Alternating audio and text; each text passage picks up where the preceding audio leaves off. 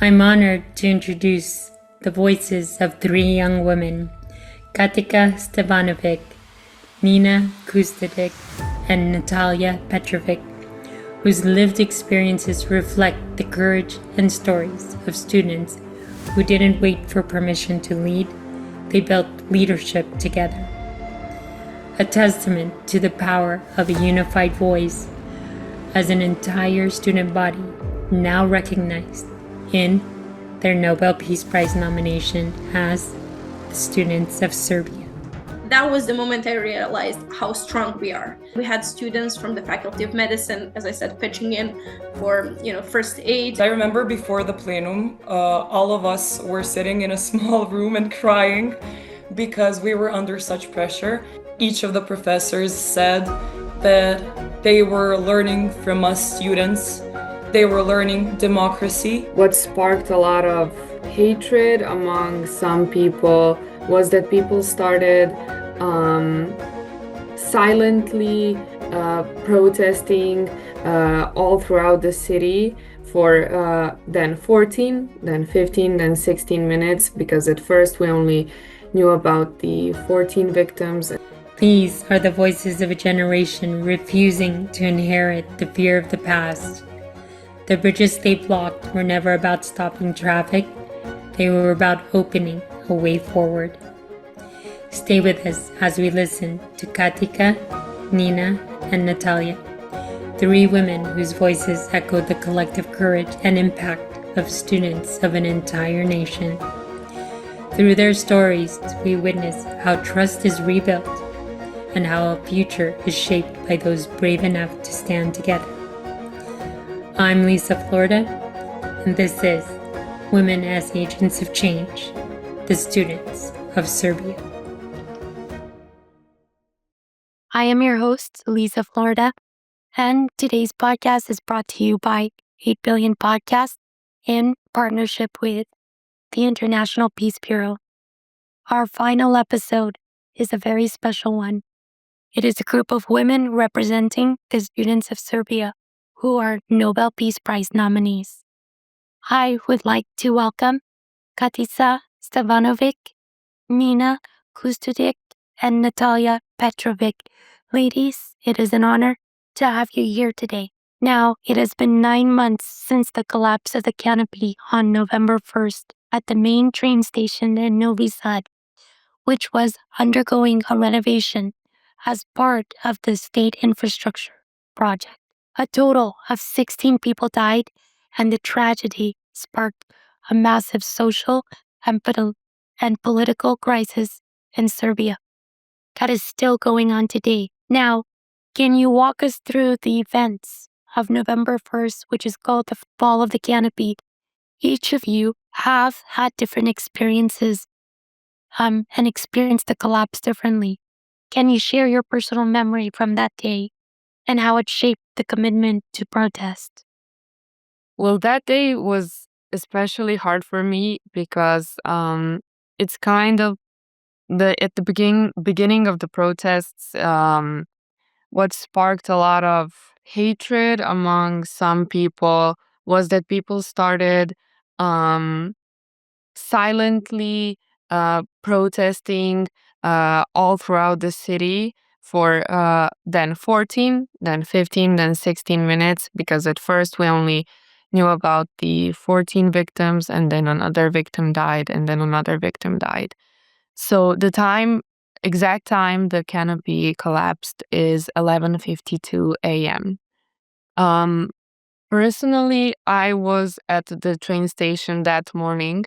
I had a train at 10 a.m. and just 2 hours before the canopy collapsed, I was sitting beneath it.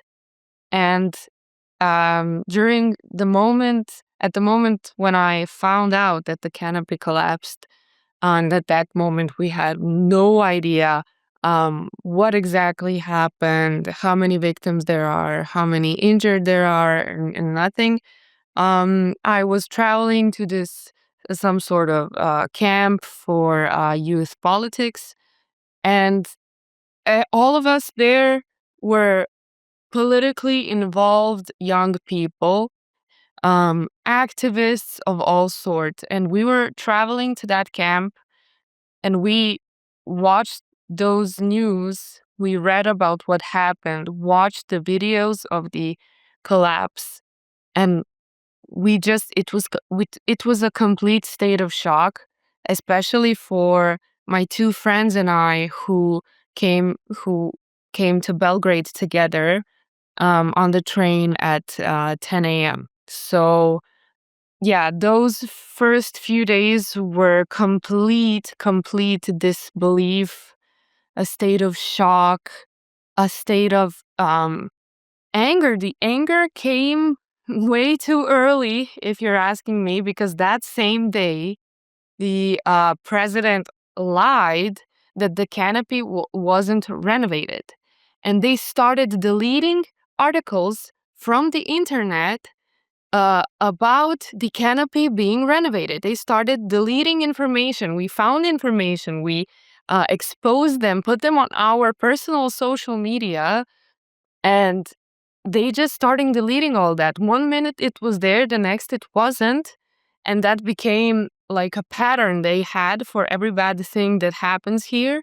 First they deny it, and then later they see what the public opinion is like, and then later they will probably be like, oh yeah, we forgot about that part or something similar. But I think that we at the beginning, we already knew that it was corruption. We already knew who was at fault for that, for the death of those people. And one of the most disgusting things that I can remember from that day is the minister Ivica Dačić saying, we're lucky the ambulance and people who work with medical care didn't have a lot of work on their hands because there were more killed than injured.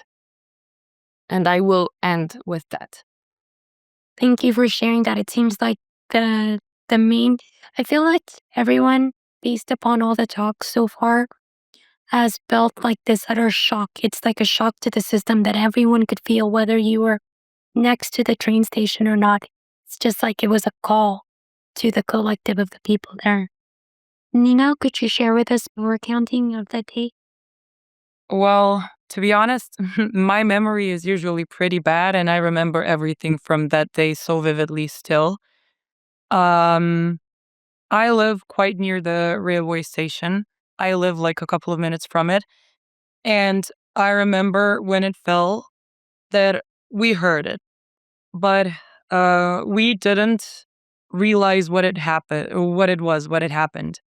Um, One of my best friends was supposed to be going on that train at 12, a couple of minutes before the canopy, after the canopy had collapsed. Luckily, she wasn't. Um, and I feel that everybody knew a person that was going to the railway station frequently. And everyone knows somebody that it could have happened to. So that is why it was so terrible for everyone. And that is why we still are in a state of shock, because it was coincidence that the 16 people were injured. And it was coincidence that more weren't. Yes, I'm sorry. It is just a really difficult topic. And then, um, as Natalija said, the news articles just came flooding in, and we didn't know what was going on. We didn't know how it happened. And I think that we weren't able to comprehend the way the corruption would impact all of us. And right now, like as things have been unfolding since the protests have started, we have been able to, I mean, we have just realized how much the corruption has mingled into all of our lives and how much it is impacting all of us. Now, Katica, I know that you were not around in Serbia during the fall of the canopy, but let me have you start and tell me, how has this been a defining moment for the student movement? I think what is really important here to consider, this is not the first time that Serbian students are protesting. This is not the first time that Serbian people are protesting, but this is the first time that we are protesting something that is seemingly so random. And it wasn't random at all. It was corruption and a crime that killed those people. But the thing is, anyone could have been there. And there was a teacher strike at the moment. And it's just by a pure chance of luck that train station wasn't filled with elementary school age children. And I think that randomness is what has moved people so much. And then what happened is that people all over Serbia, led by students, but first it was the people, started protesting and stopping at that time. So Friday, 11:52, every week for a few weeks at first, we were just stopping in silence because it felt wrong to do anything else. And I remember the first Friday that our faculty went out, it was very nerve-wracking because we had class with a very strict professor. And it was like, okay, she's going to write us up for not being there. We're going to lose points. It could impact our grade because we didn't know what she thought. And I sent her an email, just so you know, we will be coming to class a bit late. And we went out and we were all kind of scared. But then we saw she was standing there with us in silence because it felt the dichotomy of going to class at that time while people were being murdered just a week ago. It was too much for us to bear. And we went out. And luckily, our professors were there with us. And the students of the Faculty of Dramatic Arts also went out. And then, just because they were standing with people that are associated with the opposition, they were beaten up.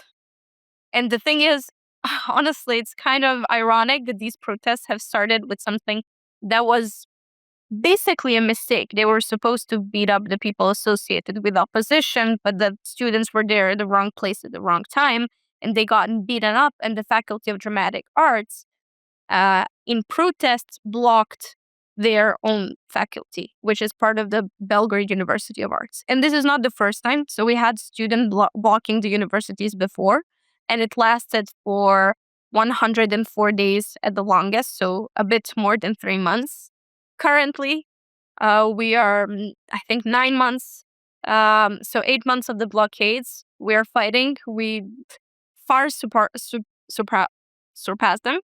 But the thing is, it was that they decided to attack the youth that got people so angry. Because even people who are apolitical, they have a student. You know, students have their parents, their grandparents, their aunts, uncles, people that know them. And attacking the youth, attacking the future of academia, future engineers, doctors, lawyers, basically, the hope of the country, I think it's what angered people the most. And we see it even now. The protests are always, the spark is always reignited when they attack the students, because our people are not going to let us go down the drain, and they don't want us to leave the country. Now, Natalija or Nina, do you want to chime in on any of your own sentiments or share how this was a defining moment for the student movement? Or should I go on to how the initial days of organizing started to look like? Well, I think that Katica basically said what was supposed to be said. Those first a couple of weeks before, even not before the Faculty of Drama Arts was blocked, but before the first faculty in Novi Sad, the Faculty of Philosophy was blocked. It was filled with protests. We had the biggest protest in Novi Sad on the 5th of November. That's when some people even demolished the city hall and There was pepper spray. It was filled with police, and it was everywhere. It was really crazy, but people were so mad because, as Katica said, there were a lot of protests even before in Serbia. We had like waves of protests: Serbia against violence, Serbia doesn't want Rio Tinto, and etc., etc. A lot of things. But now it was different because this bared no ideology. This was just about our lives being saved and us as citizens of Serbia, no matter who we are and what we believe in, us as citizens of Serbia not dying in the street because something falls on our head. And that has happened since the fall of the canopy. We have seen numerous news of school roofs collapsing, of parts of buildings collapsing in the most in the like in the Knez Mihailova in Belgrade. It's like a street where most tourists and people go through each day, and like a part of another canopy of a building collapsed a couple of weeks ago there. Luckily no one was injured, but that kind of moved us because citizens realized we can lose our lives if we don't speak up right now. And so throughout protests during those weeks, the tension was building up, and then the Faculty of Drama Arts was blocked in Belgrade. I think a couple of more faculties were blocked in Belgrade also, and I think the Faculty of Philosophy was maybe the third one or the fourth one blocked in the country, but the first one in Novi Sad, which is the second biggest city in Serbia. And it was on December 2nd, so a month and one day after the fall of the canopy. A couple of long-term activists of Novi Sad. So basically, it was this group called Stav that I will probably mention later because half of them are now on house arrest and half of them are now out of the country because they will be trialed for crimes that they didn't commit just because they didn't want to be silent to basically the regime and the ruling party. And we came to the building. It was the faculty day. There were no classes that day. And we went in. We brought our bags with stuff for sleeping, with food. We came prepared. And we went into this classroom where there were a lot of teachers, professors, and lectors, and they were just, like eating something. And we came in with a megaphone and we were like, the faculty is now blocked. You can go out of the building, but no one else can enter. Only students are allowed here. And basically, that's how it all started. After that, we kind of didn't know what to do at the moment. More and more students were coming to the faculty. We didn't know where we would sleep. We slept in the hallways. The next faculty that was blocked a couple of days after. That was the Faculty of Law. And then every faculty in Novi Sad after that, we have, I think, 13 or 14 faculties. And yeah, we had our first plenum in the hallway. So after that, we had them in the amphitheater, and it has like 200 seats, and it was filled. Like people couldn't sit. People were sitting on the stairs. It was filled. And that is how we didn't know what to do. We didn't know what it will look like. We didn't know what teams we needed in those first few days. And then it just came to us naturally. We read some books about student organizing. We informed ourselves, and then that's how there came to be a PR team, a logistics team, a safety team, and a lot of others. And the Faculty of Philosophy was like a home for the students of the whole university in the beginning, and then as every faculty was blocked, they were just, going to their own homes, their own faculties, and spreading the movement over there. And I am really proud of my colleagues because even though the Faculty of Philosophy is crazy because we are philosophers, but, the Faculty of Technical Sciences, Faculty of Technology, Medical Sciences, they were all blocked. And that showed that there was no difference between us. We all were protesting under the same demands and for the same thing, which is the right to live for. Thank you. You know what I wanted to tell the audience, it's great to have these three women on here to provide you so many different perspective of lens of where they were coming from, especially when all of this was being mobilized from the beginning. Katica or Nina, would you like to actually chime in and share for you how everyone got mobilized from your perspective? Well, I would actually invite Nina to speak because we have this basically student assemblies called plenums, and Nina was actually the moderator of our first ever plenum at the Faculty of Technology. And, we're engineers, so it took us some time, but I'll let her go on. Yes, Katica said we come from the Faculty of Technology. So we are engineers. We have a different mindset than the, let's say, sociological and philosophical type of people.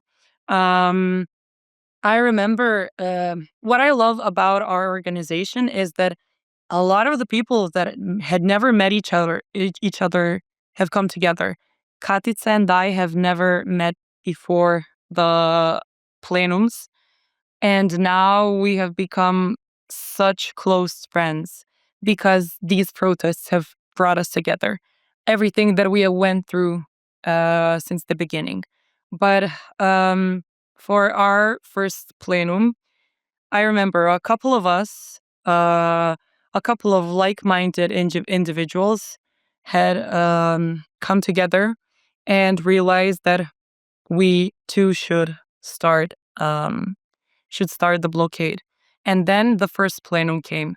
And I remember before the plenum, all of us were sitting in a small room and crying because we were under such pressure, because the professors, a lot of them were stressed about it, and we were under pressure from a lot of the professors, from a lot of the students, because some students didn't want their school year to end in that way or to get paused.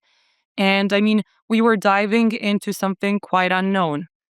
Um, and then the first plenum started, and each of the professors said that they were learning from us students.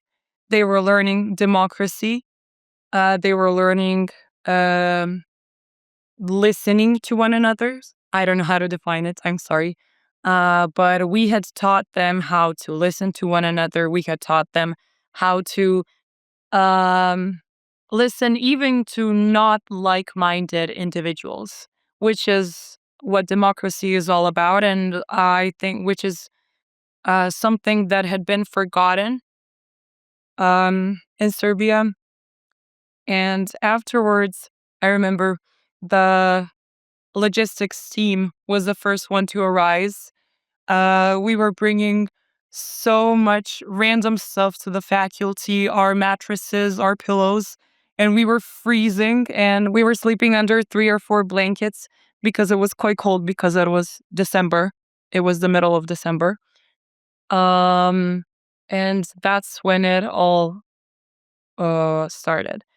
Then we had the PR team, our Instagram page started going strong. We started posting a lot of stuff. We started defining our what we want. The PR team, our Instagram page started going strong. We started posting a lot of stuff. We started defining our what we want as the students all together. And yes.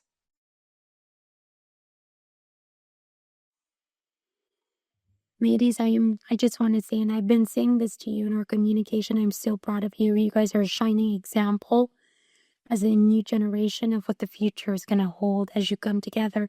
Most especially, when you said that you were listening to, the ideas and the opinions of others about how this should be ran. It's chaotic. You guys are in shock. And yet, everyone around the world looks at you guys as an example of how you guys did this. Now, you guys it's been described as a self-organized student movement. I know that you touched a little bit about the PR logistics and strategy.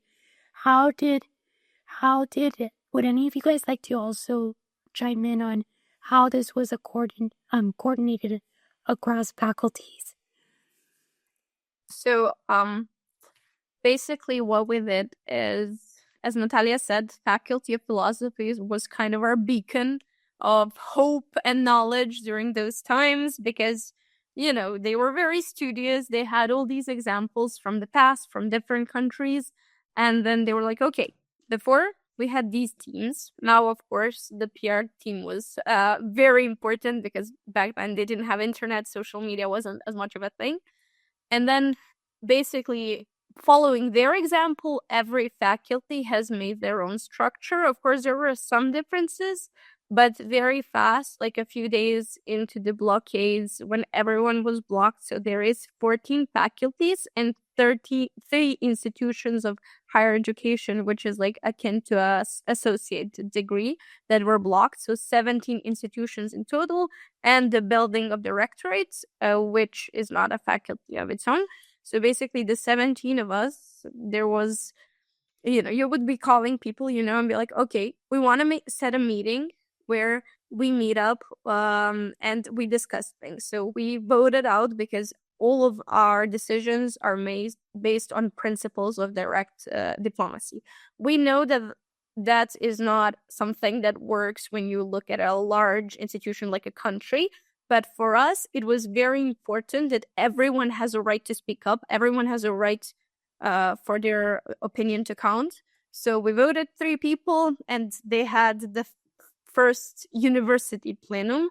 And then they were discussing the next steps, and it was kind of going back and forth. What was more trickier, you would not believe it, in this age of communication, it was coordinating amongst cities.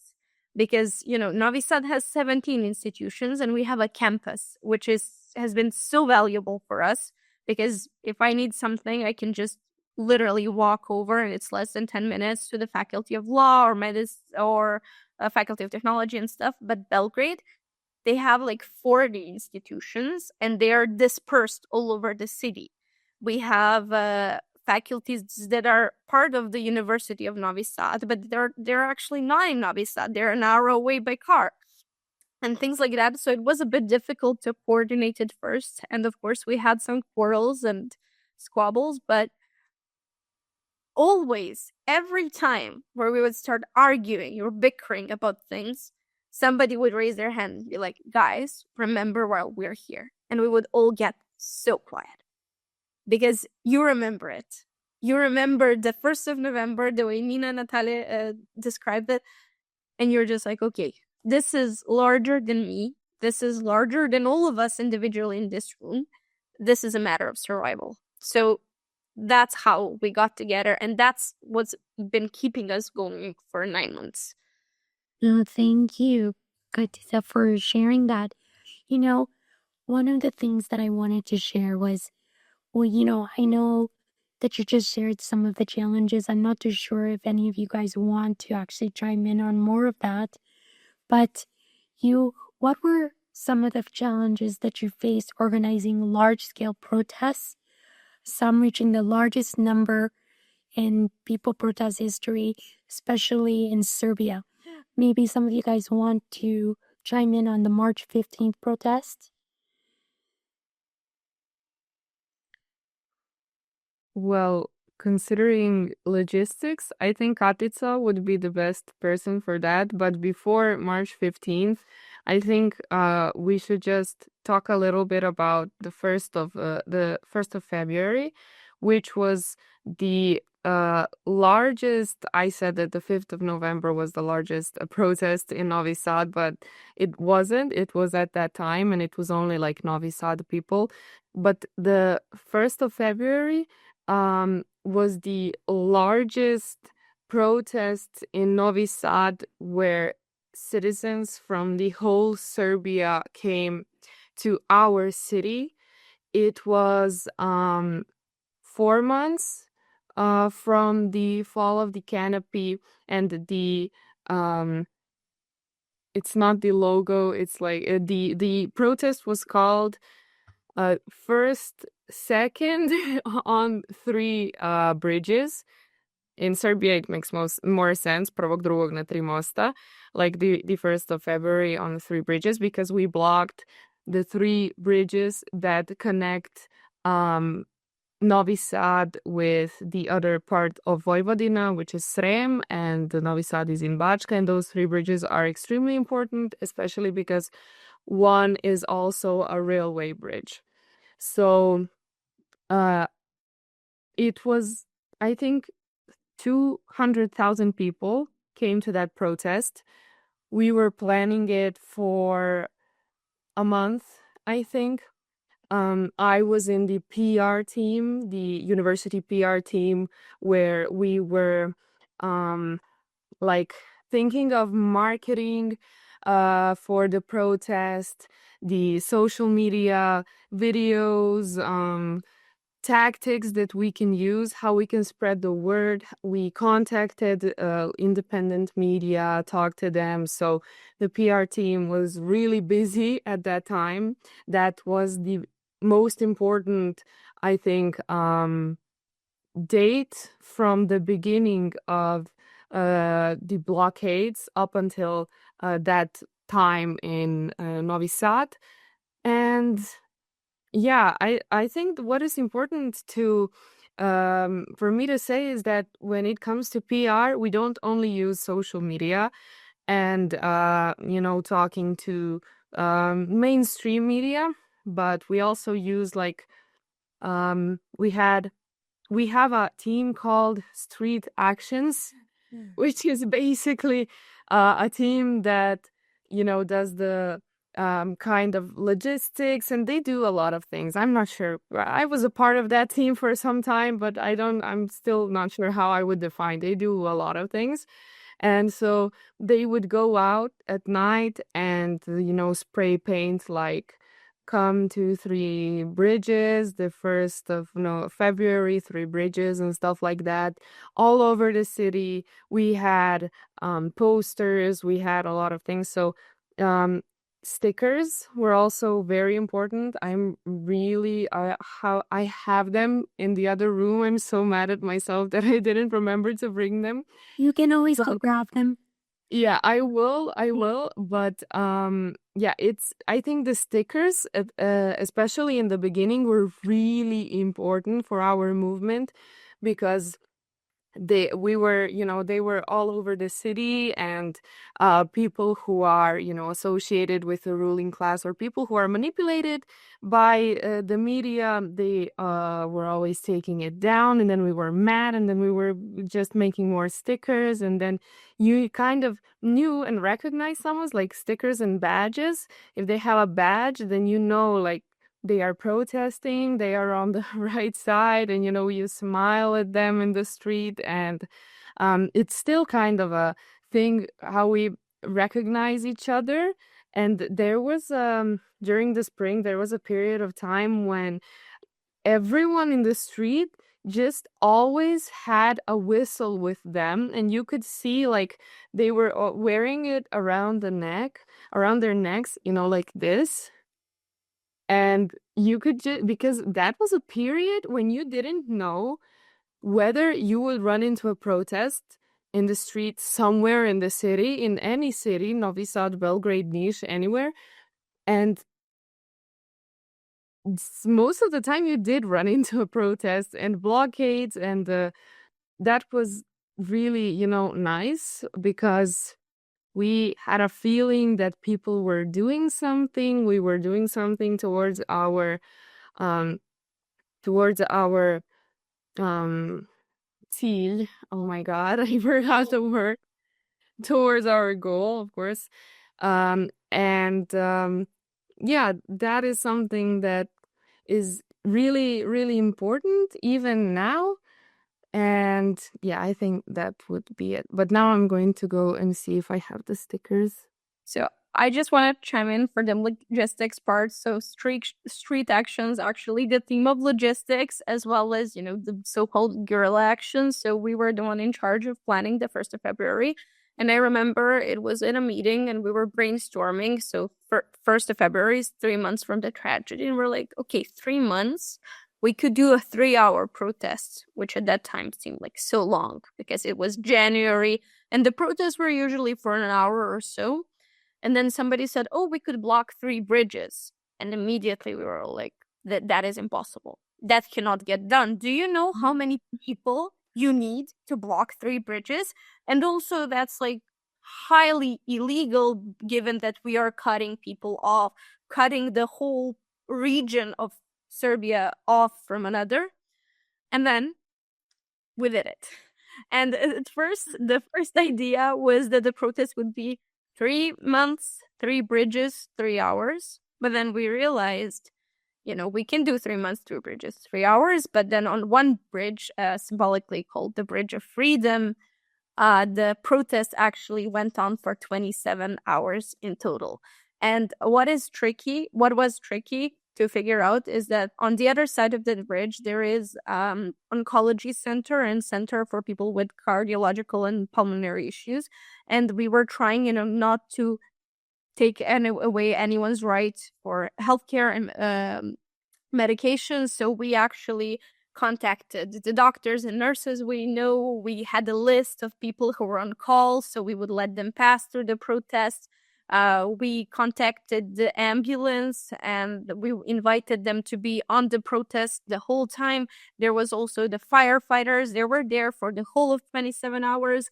And the thing is, the fact that they did that, like even the communal, so like the people that take away your garbage, they brought like extra containers for us to throw away things because there were going to be so many people. And the fact that those services that are usually tied with the government, that get their money from government, agreed to do that for us, that was an act of defiance in itself, because they could have refused. Because we do not our protests, even though we announce them on social media, we do not go to the police and specifically tell them there is going to be a protest at that time, because if you want to do that, you have to be a registered organization, and we are just students in the blockades. We are not actually like legally an organization, so we can't do that. But we have this we had before this sort of silent agreement with the police. They followed our social media, and that protest was announced 2 months in advance, 2 weeks in advance, so they knew. But the thing is, we had all of those services ready, and of course also our first responders, so students of medicine and people that are trained in CPR and stuff, on the premises. And there were people who they got overwhelmed, they fainted. We had a situation that somebody had almost went into the diabetic coma, but of course we have the people and infrastructure to support a protest that had so many people. And it was very difficult, and it was super scary because it was just us students. But that was the moment I realized how strong we are, because we had the students from civil engineering coming and being like, okay guys, that bridge cannot sustain so many people. We're going to go around the bridge. And then we had students from the Faculty of Medicine, as I said, pitching in for, first aid. And then students from the Faculty of Technology, we actually made sodium chloride solution if there was tear gas to rinse our eyes out. And then that protest also kind of gave birth to Blokada Info. So that is the first time. Yeah, Natalija can tell you more about that. And then everyone came together, but not just people who were formally trained in something. Like, we all got a chance to offer our expertise, but also to hear somebody's opinion. And I'm really happy when I speak about this point in the protest, because back then everything was more hopeful than it was dark.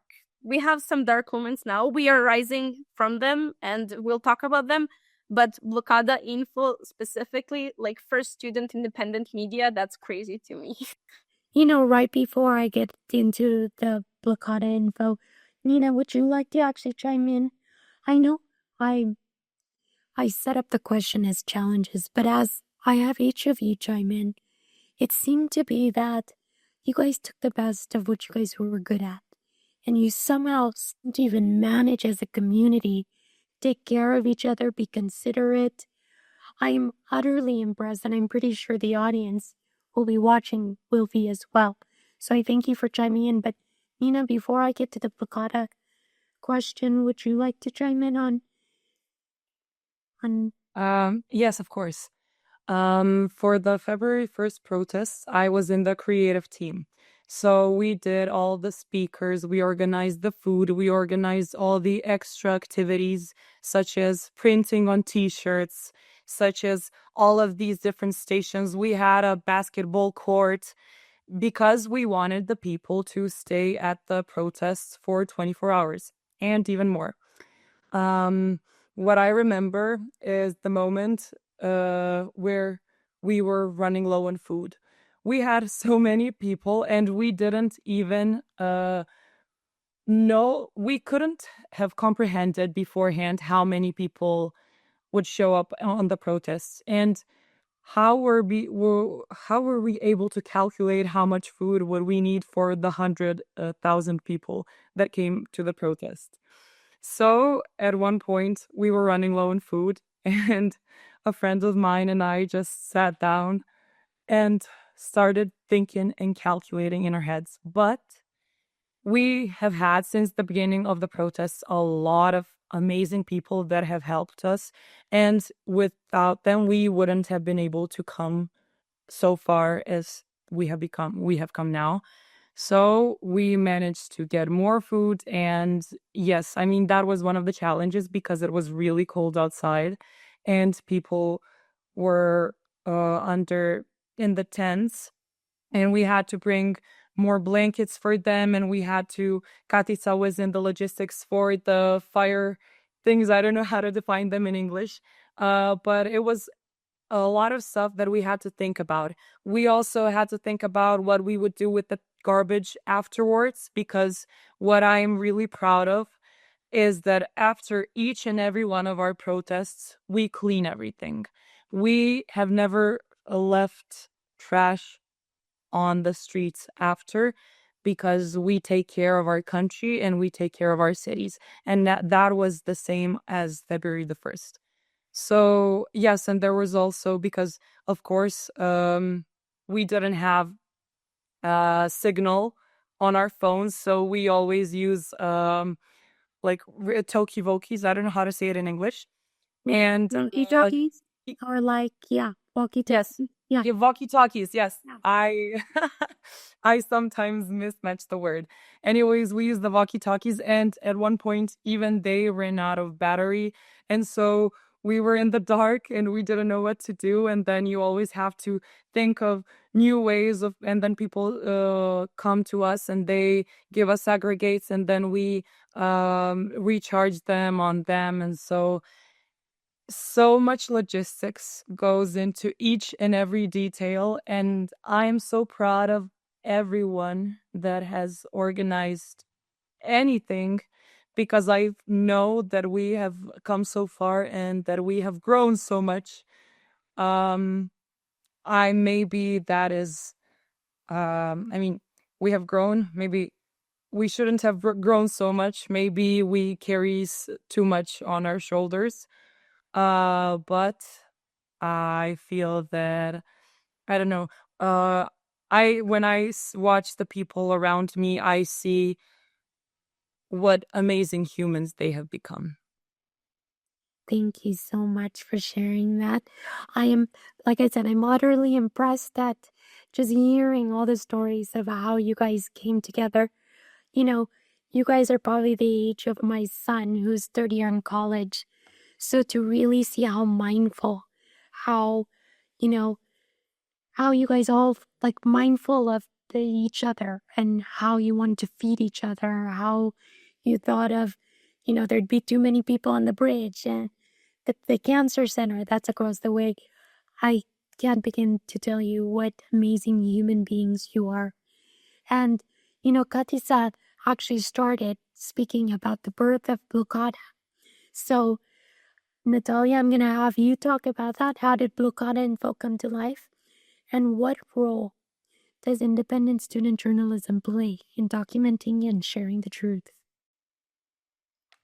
Well, I couldn't find the sticker.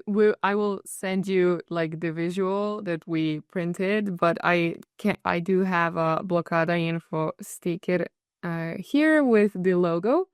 And well, basically, it all has everything. It all came from an idea. But really, we couldn't even couldn't have even imagined where we would, go, and all of the protests that we would film, and what journalists we would become, because there is a conflict of interests. We cannot call ourselves professional journalists. For starters, we are in college, and then most of us do study media studies, communications, or journalism. We do have reporters who are from the Academy of Arts, or now the Faculty of Sciences. So, it's not strictly for students of journalism or something like that. There are several parts and roles in our redaction. So we all, of course, have the reporters, we have the cameramen and the camera women. We have something called coordinators, which are basically producers on terrain. They help us gather people we will talk to, move around, because the first protest that we actually did, we weren't even called Blockada Info. We had student press. My brain isn't working. Accreditation. Yeah. And we were just, very lost, and we were live for 24 hours, and that was crazy, because the protest lasted for 27 hours, because at the end of the protest there was the first citizen plenum, where people decided whether they wanted to stay at the protest for 3 more hours, and they voted yes. So, but we didn't film those 3 hours, because basically nothing happened, and the people were cleaning the streets and the park, which I'm also, as Nina said, very proud of my fellow, Serbians, because we are so responsible of our environment. Anyway, we didn't know what we were getting into, but we wouldn't even become what we were on the 1st of February if there wasn't for the support of our professors. One of our professors is also a journalist on N1, which is the main independent media outlet in Serbia currently. And whenever there is a protest or there is something important happening, people turn to N1, basically, in English. So they helped us with logistics. They gave us the camera, they gave us the microphone, and yeah, basically, if it wasn't for them, now we have different people who gave us the professional equipment, I must say, the TV camera, the microphones, the batteries, I don't know, I cannot even begin to tell you what things you need when you are doing something like this. And in the beginning, we were only going live from the bigger protests. The first one was in Novi Sad. The second was in Kragujevac on the 15th of February. And then we had Niš on the 1st of March. And then we had Belgrade on the 15th of March, which was, I think, one of the hardest emissions that we did, because the signal, there were so many people, even us with a Starlink, with many SIM cards, we just couldn't do it. But then the trend of very long, big, huge protests stopped with the 15th, when 800,000 people came to Belgrade. And then we started going live from the smaller protests, mostly in Novi Sad. The protest from the courthouse, from the BIA, and protests for the students who were arrested on the 14th, that were from Stav and PSG, Pokret Slobodnih Građana. So that's what we did. And then now, recently, we also started doing something like, not like breaking news, because we do them weekly, but like a rundown from the most important news regarding protests, blockades, bad stuff that the ruling party did. And I am now, just gathering news from the past week, kind of producing it. And there are so many news. I don't know how we are sane currently from the quantity of information that we get every day. And I think that this period, that we're currently in, this is peaceful. This is the most peaceful it's been since the beginning of the protests and the blockades, literally. And even now, there is so much going on across all of Serbia, because Serbia, these protests and blockades have become so decentralized. Nothing is only in Belgrade, only in Novi Sad, only in the bigger cities. You hear stuff happening, protests from smaller towns, cities, some that even I have never heard of, which I'm so proud of. The people finally have the courage to speak up, and that is mostly because there is this huge amount of solidarity between Serbians from all over Serbia, from all people who are protesting. We all know what we are protesting for, or what we are protesting against. And besides everything that we don't agree on, that is what unites us. And there have been many, many times that someone was arrested and there were protests for them, for the support. There were students who were, as Katica said, who were injured, who were run over by cars. And huge protests sparked immediately. Even money, like the example of Jacimovic, man who has buses, that's what he does. He has buses. Transportation company. Yes, and they took his registration plates as he was riding students to Belgrade on the 28th. Yeah, and he is from it's not a village, but a really small place next to Novi Sad. And that is all he has. And people raised, diaspora raised, I think, more than 20,000, more than 20,000, a lot of money, tens of thousands of euros for him. And even in Serbia, there is so much solidarity. The IT people, like programmers, even they, I think I do have here, of course I don't, even they have stood up, people who are in Serbia for Serbia's standards, which are, let's not talk about that. For Serbia standards, they are, rich. they are living on the high end. They are, they have, um, uh, they earn a couple of thousands of euros per month, and that is for us like, wow. And even they are fed up. Like, they have nothing to worry about. And that was kind of a sign when we were like, okay, something big is happening. If like the elite, they're not the elite, but you get what I'm saying. If they are speaking out, then this is actually huge. And the way they helped was with also with money, and they were collecting they have funds for teachers of high schools and elementary schools who were striking, who weren't actually getting paid, and professors who weren't getting paid because there were no classes and there were all kinds of pressures.